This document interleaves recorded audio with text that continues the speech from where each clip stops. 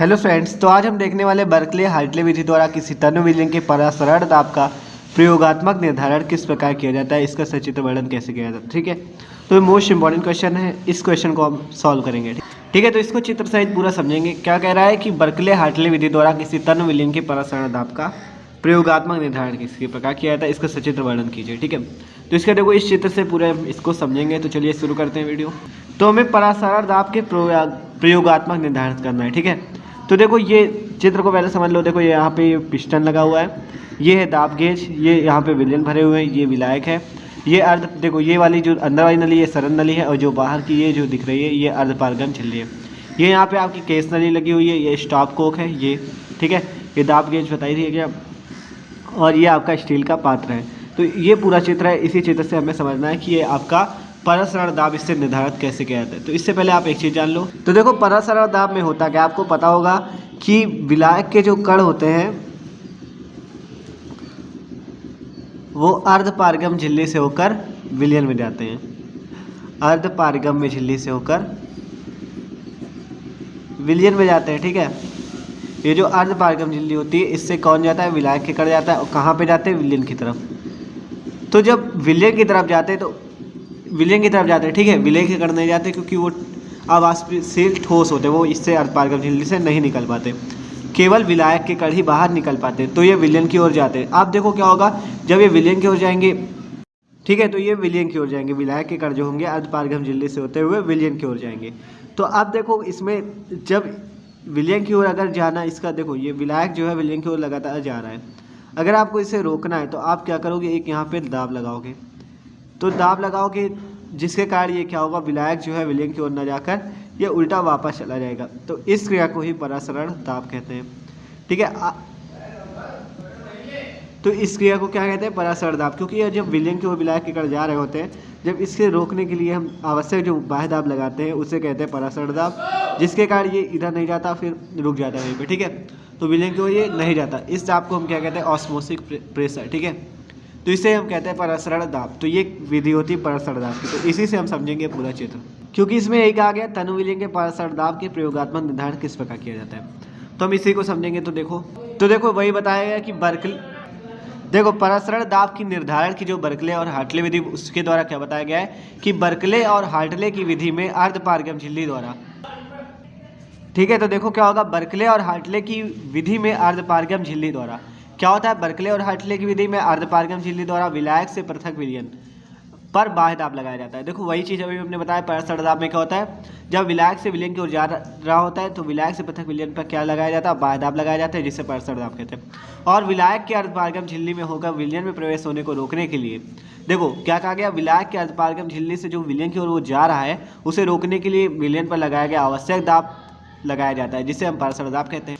ठीक है, तो वही बताया गया कि देखो जो विलायक के अर्धपारगम झिल्ली में होकर विलयन में प्रवेश होने को रोकने के लिए विलयन पर लगाया गया आवश्यक दाब ज्ञात किया जाता है। मतलब हमें परासरण दाब ही ज्ञात करना है। तो ये जो दाब आएगा आवश्यक बाह्य दाब को हम क्या कहेंगे, परासरण दाब ही तो कहेंगे। तो हमें यही बताया गया कि परासरण दाब हम ज्ञात कर सकते हैं इस विधि द्वारा।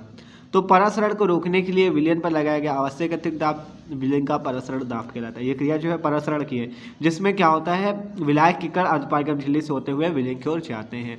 तो क्या बताया, एक बार और देख लो, बर्कले और हार्टले की विधि में अर्धपारगम झिल्ली द्वारा विलायक से पृथक विलयन पर बाह्य दाब लगाया जाता है। विलायक से जो अलग विलयन होता है उस पर बाह्य दाब लगाया जाता है बर्कले और हार्टले की विधि द्वारा। और विलायक के अर्धपारगम झिल्ली में होकर विलयन में प्रवेश होने को रोकने के लिए, विलायक के जो अर्धपारगम झिल्ली से विलयन में वो जा रहा है उसे रोकने के लिए क्या किया जाता है, विलयन पर आवश्यक दाब लगाया जाता है, जिसे परासरण दाब कहते हैं। या आप कह सकते हो बाह्य दाब ज्ञात किया जाता है इस विधि से, बर्कले और हार्टले की विधि से। परासरण को रोकने के लिए विलयन पर लगाया गया आवश्यक अतिरिक्त दाब, मतलब परासरण क्या है, जो आपका विलायक के कण अर्धपारगम झिल्ली से होते हुए विलयन में जा रहे हैं, इसे रोकने के लिए आवश्यक अतिरिक्त दाब जो है उसे हम विलयन का परासरण दाब कहते हैं। ठीक है, तो इतना आपको विधि में लिखना। आप देखो बर्कले और हार्टले की विधि जब आप डालोगे हेडिंग तो आप इतना लिख सकते हो। उसके बाद आप चित्र को समझते हैं। देखो तो देखो चित्र से समझते हैं, ये आपको बता दिए केस नली है, दाब गेज है, पिस्टन लगा हुआ है, स्टॉप कोक है, और ये सरन नली अंदर लगी हुई है, ये स्टील का जो पात्र है, और ये है आपकी अर्धपारगम झिल्ली, ये विलायक है, ये विलयन है। ठीक है, तो अब इस चित्र के बारे में देख लेते हैं। देखो चित्र के बारे में क्या है, इस उपकरण में एक सरंध्र नली लगी होती है। देखो ये सरंध्र नली लगी हुई है, जिसके छिद्रों में कॉपर फेरोसाइनाइड की झिल्ली, जिसके छिद्रों में क्या लगी होती, कॉपर फेरोसाइनाइड की झिल्ली, अर्धपारगम झिल्ली जमी होती। ये जो झिल्ली है ये कॉपर फेरोसाइनाइड की झिल्ली, देखो अंदर वाली सरल नली है, इसका उपकरण में एक सरल नली होती है जिसके छिद्रों में कॉपर फेरोसाइनाइड की झिल्ली, अर्धपारगम झिल्ली लगी रहती है, जो बाह्य जैकेट का कार्य करती है। मतलब ये इसके लिए जैकेट का कार्य करती है, मान लो इसके लिए सुरक्षा कवच का कार्य करती है, ठीक है। तो ये सरल नली के लिए बाह्य जैकेट का कार्य करती है, ठीक है। या एक सरल नली स्टील की, सॉरी ये स्टील गलत है, स्टील की, यह सरल नली क्या होती है, स्टील के एक मजबूत पात्र में लगी रहती है। ये जो है स्टील के एक मजबूत पात्र में लगी रहती है। स्टील के एक पात्र में एक पिस्टन लगा होता है पी और दाब गेज लगा होता है। देखो ये पिस्टन पी लगा हुआ है आपका, ये पिस्टन पी हो गया और ये आपका दाब गेज लगा हुआ है जिससे आप दाब को पढ़ेंगे, ठीक है। मान लो जैसे मीटर होता है उसी प्रकार दाब गेज है जो कि दाब देखेगा कितना दाब लग रहा है। सरल नली के एक सिरे पर थिसल पनल की आकृति की एक दांतदार नली और दूसरे सिरे पर एक केस नली लगी होती है। देखो ये दांतदार नली लगी हुई है थिसल पनल के आकार की और ये केस नली लगी होती है। तो यही बता गया, एक बार फिर देख लो। इस उपकरण में एक सरल नली होती है जिसके छिद्रों में कॉपर फेरोसाइनाइड की झिल्ली, अर्धपारगम झिल्ली जमी रहती है, जो बाह्य जैकेट का कार्य करती है। यह एक सरल नली जो होती है स्टील के एक मजबूत पात्र में लगी रहती है। स्टील के एक पात्र में एक पिस्टन पी और दाब गेज लगा होता है। सरल नली के एक सिरे पर थिसल फनल की आकृति की एक दांतदार नली और दूसरे सिरे पर एक केस नली लगी रहती है, ठीक है। तो ये हो गई इसकी जो चित्र के बारे में बताया गया। आप देखो इसकी विधि देखते हैं कि कैसे हम परसड़ दाब को निर्धारित कर सकते हैं। तो देखो क्या बताया गया, स्टील के एक पात्र में विलयन और सरल नली में शुद्ध विलायक भरा होता है। देखो ये स्टील का पात्र है जिसमें विलयन और इस सरल नली में विलायक भरा है, ठीक है। और परासरण के कारक विलायक जैसे ही अर्धपारगम झिल्ली से होकर विलयन में प्रवेश करता है। मतलब परासरण के कारण, परासरण की क्रिया में क्या होता है, विलायक जो होता है अर्धपारगम झिल्ली से होकर विलयन में प्रवेश करता है, ठीक है। तो क्या किया जाता है फिर, केस नली में विलायक का तल नीचे की ओर गिरने लगता है।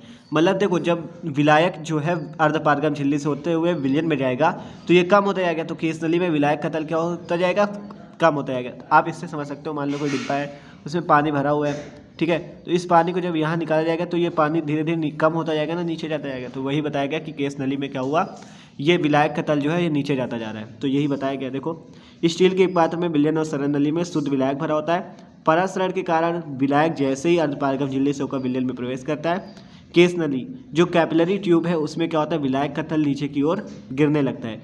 केस नली में विलायक के तल को अपनी प्रारंभिक स्थिति में रखने के लिए, मतलब इसको उतने में ही, जैसे विलायक इतने में था अभी मान लो, तो इतने में ही रखने के लिए हम क्या करेंगे, देखो जैसे पानी था, अब पानी जो बाहर जा रहा है अगर इससे रोकना चाहें, हम फिर से उतना भरना चाहें तो क्या करेंगे, इस पानी को किसी प्रकार रोक दें जिससे बाहर ना जाए, तो ये तल उतना ही बना रहेगा। तो इसे रोकने के लिए जो दाब लगाया जाएगा वही परासड़ दाब, देखो वही बताया गया है। तो देखो क्या बताया, केस नली में विलायक के तल को अपनी प्रारंभिक स्थिति में रखने के लिए, मतलब जितना है अभी विलायक उतना ही बना रखने के लिए क्या कर देंगे, अर्थात विलायक का अर्धपारगम झिल्ली में होकर विलयन में प्रवेश को रोकने के लिए, क्योंकि जो विलायक विलयन में जा रहा है उसे रोकने के लिए क्या करेंगे, पिस्टन पी द्वारा विलयन पर लगाया गया दाब लगाया जाता है। परासरण को रोकने के लिए विलयन पर लगाया गया आवश्यक अतिरिक्त दाब विलयन का परासड़ दाब कहलाता है, जिसे दाब गेज में पढ़ लेते हैं। देखो इस पिस्टन द्वारा क्या किया जाता है, इस पर दाब लगाया जाता है, विलयन की ओर जो विलायक जा रहा है उस पर दाब लगाया जाता है, जिससे विलयन की ओर विलायक न जाकर वो उतने पे ही रुक जाता है, और केस नली में क्या हो जाता है, उतने पे ही आपका विलायक बना रहता है।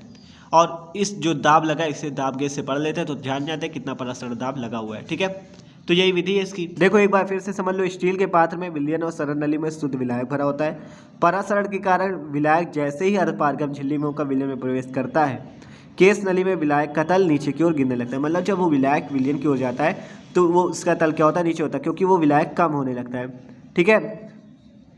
तो कहाँ गया, तल नीचे की ओर गिरने लगता है। केस नली में विलायक के तल को उतने दूरी पर ही रोकने, प्रारंभिक स्थिति में रखने के लिए, अर्थात विलायक का अर्धपारगम झिल्ली में होकर विलयन में प्रवेश को रोकने के लिए पिस्टन पी द्वारा विलयन पर लगाया गया दाब लगाया जाता है। मतलब इस पिस्टन द्वारा दाब लगाते हैं, पिस्टन द्वारा दाब लगाया जाता है।